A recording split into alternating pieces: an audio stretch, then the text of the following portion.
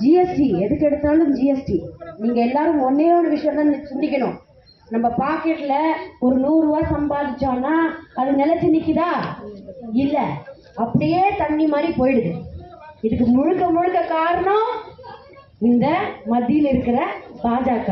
எல்லா விலைவாசியும் உயர்ந்தாச்சு.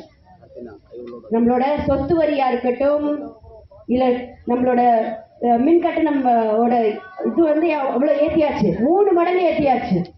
தண்ணீரோட இது கூட வரி கூட ஏத்திட்டாங்க. அந்த அளவுக்கு மோசமா போய்கிட்டு இருக்கு. இன்னைக்கு தமிழ்நாட்டு மக்கள் மீது ஏன் இந்த மாதிரி ஒரு வஞ்சகம் தெரியல நம்மளுக்கு.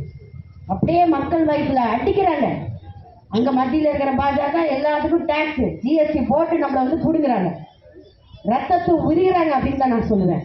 அதாவது சொந்த கட்சியில அவர் சும்மா போட்டு விட்டுருக்காங்க, தலைவரா போட்டு விட்டுருக்காங்க.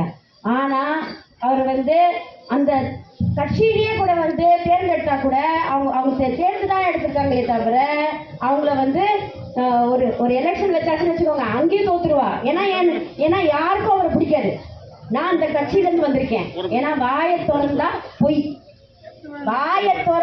போய் அதே மாதிரி என்ன செய்வாருன்னா மக்களோட பணத்தை புடுங்கிறது தான் அவருக்கு ஒரு இது.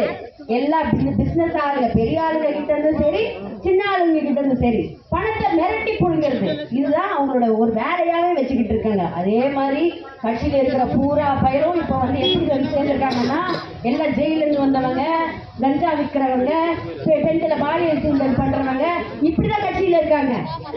இந்த மாதிரி ஒரு ஆளு, கேடு கட்ட ஆளு நம்ம பக்கமே இருக்கக்கூடாதுன்னு தான் நான் சொல்லுவேன்.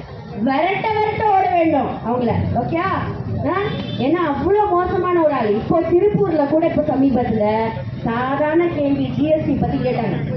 ஒரு பெண்மணி ஜிஎஸ்டி பத்தி கேட்டாங்க. அதுக்கு பதில் தெரிஞ்சா சொல்லணும். சொல்ல தெரியலன்னா என்ன அடிப்பீங்களா? நீங்க பெண்கள் மேல கை வைக்கலாமா?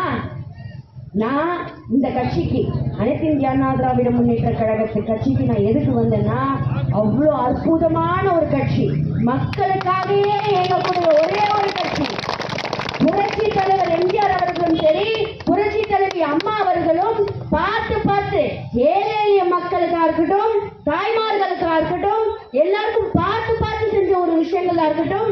இது வரைக்கும் அதே மாதிரி நம்மளுக்கு 4.5 வருஷம் அம்மா இல்லாத போது 4.5 வருஷம் நல்லாட்சி தந்த, இது வரைக்கும் ஒரு பிரச்சனையும் இல்லாம நல்லாட்சி தந்த நம்மளோட முன்னாள் முதலமைச்சர், கழக பொதுச் செயலாளர் ஐயா எடப்பாடியார் அவர்கள் அற்புதமான ஆட்சி நம்மளுக்கு கொடுத்திருக்காரு.